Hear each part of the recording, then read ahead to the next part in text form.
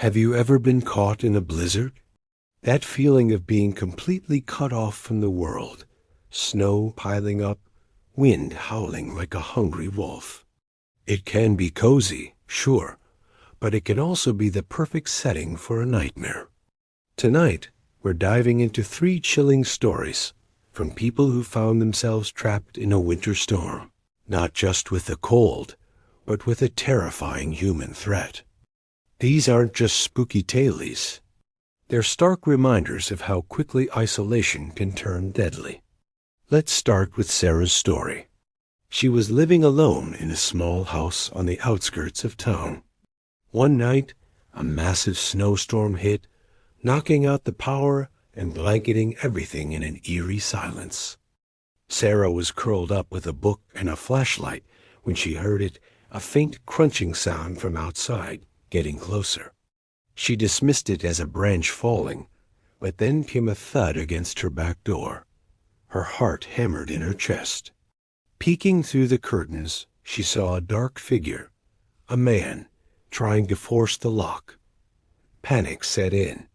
She was trapped. The storm had made the roads impassable, and with no power, her phone was her only link to the outside world, but its battery was draining fast. She scrambled to hide in a small closet under the stairs, pulling a heavy blanket over herself. She could hear the man finally break the lock and step inside.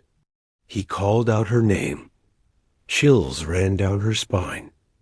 How did he know her name? He was searching for her, his heavy footsteps echoing through the small house. He walked right past her hiding spot, his boots just inches from her face. Sarah held her breath, tears streaming silently down her cheeks. He spent what felt like an eternity rummaging through her home before finally giving up and leaving. Sarah didn't move for hours, terrified he might come back. The police later identified him as a stalker she didn't even know she had. The storm that trapped her was also what allowed him to get so close, believing she was completely alone and helpless. For years after, every snowfall brought back that crippling fear. Our next story comes from a man named Mark, who was on a cross-country road trip. A freak blizzard forced him off the main highway and onto a deserted back road. The snow was coming down, so thick he could barely see the hood of his car. Just when he thought he'd have to spend the night freezing in his vehicle, he spotted a dim light in the distance. It was a tiny, isolated cafe, an oasis in the middle of a whiteout. He was the only customer besides a quiet couple in a corner booth and the lone server behind the counter.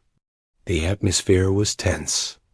An hour passed, and the couple started arguing in hushed, angry tones.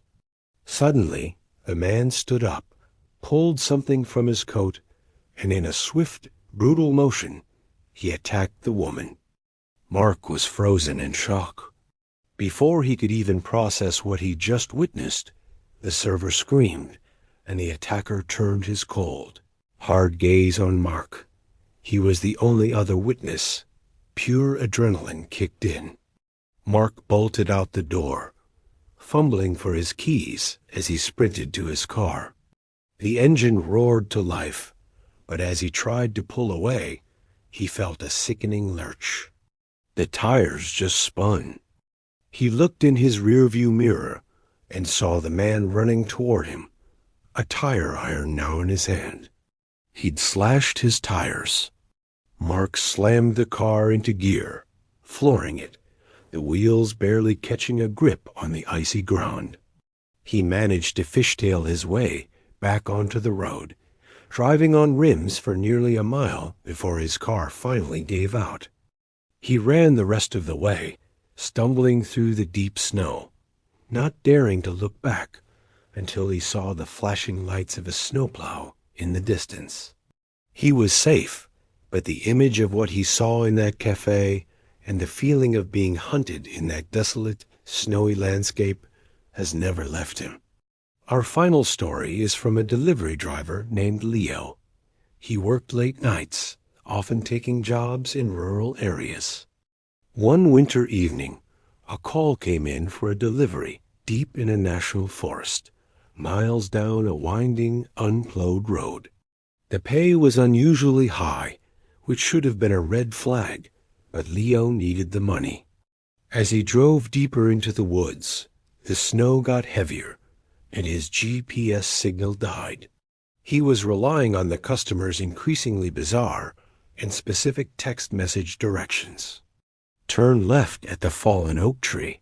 Go past the 3 large rocks. It felt like a scavenger hunt. Finally, he arrived at the designated spot, an empty clearing. There was no house, no cabin, just endless trees and suffocating darkness. A wave of unease washed over him.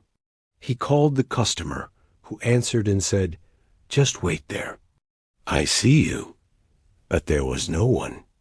Leo's gut screamed at him to leave. He put the car in reverse, but the wheels just spun. He got out to check, and his blood ran cold. All 4 of his tires had been expertly slashed. He was stranded, miles from anywhere, in a blizzard with someone watching him from the trees. He grabbed the tire iron from his trunk and started the terrifying trek back down the forest road on foot. Every snap of a twig, every rustle in the woods, sent a jolt of terror through him. He imagined eyes on his back the entire time. It took him over 2 hours of walking through the freezing snow before he finally got a bar of cell service and called for help. The police investigated, but never found who lured him out there or why. Was it a robbery gone wrong? Or something more sinister? Leo never found out. He quit his job the next day, forever haunted by the thought of what might have happened if he had entrusted his instincts and run. These stories are more than just campfire tales. They're a powerful reminder that while nature can be dangerous, the real monsters are often human. A snowstorm can be a beautiful thing, but for these individuals, it became a terrifying amplifier for isolation and vulnerability, trapping them with a threat far colder than the winter air. The psychological scars, the paranoia, the fear of being alone, that's the blizzard that never really ends for them. Thank you for watching. Stay safe out there, and remember, sometimes the most frightening storms aren't the ones outside. Don't forget to like and subscribe for more true stories.